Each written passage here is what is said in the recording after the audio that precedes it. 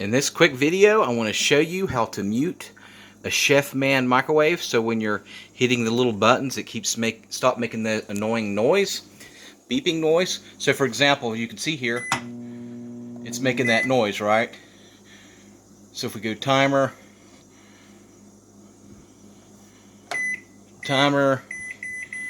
that's what we don't want to hear anymore. So in order to turn off the annoying beeping noise on a Chefman microwave, you just simply look for the 8 and it'll say on off there.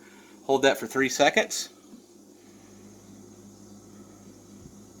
Boom, now it's off. So if we go to timer again, you can see it's not making that noise anymore.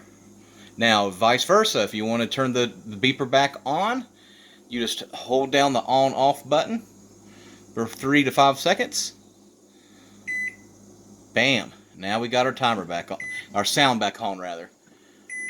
Alright, thank you so much for watching. Make sure you subscribe. Bye bye.